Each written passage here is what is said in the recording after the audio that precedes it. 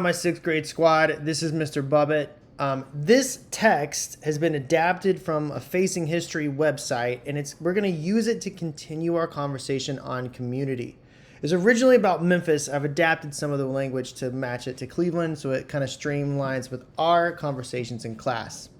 Feel free to follow along on this video with me as I read, or you can click the link in Clever and actually have access to the original document. Both are here for you to use. Identity and Community, an introduction to sixth grade social studies. Communities like Cleveland are made up of distinct groups of people, such as students, business people, musicians, and city employees.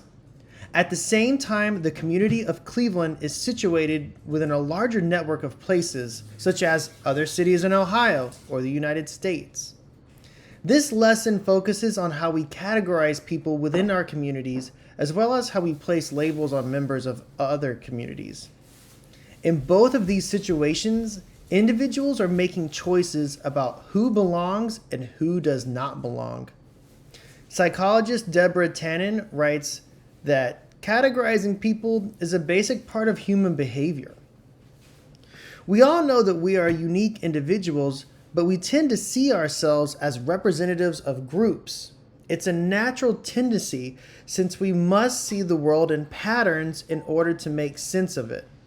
We wouldn't be able to deal with the daily onslaught of people and objects if we couldn't predict a lot about them and feel that we know who or what they are. Throughout history, communities have classified people into groups in order to establish boundaries on membership. Understanding these communities, or societies, demands an awareness of who is included and who is excluded, as well as what factors are used to make the decisions about who belongs.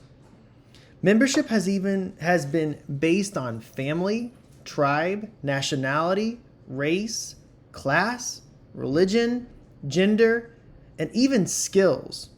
And organizing people into categories has served many functions: political, economic, and social. For example, in India, the caste system created strict rules about membership based on family. It was once impossible for someone to become a member of a different caste. In the Middle Ages, groups of people with similar trades formed guilds. Membership often required serving as an apprenticeship and proving one's skill. In the history of the United States, race has been used to classify people into groups with different rights and privileges. Throughout history, cultures have resolved tensions between communities by extending membership to a wider range of people.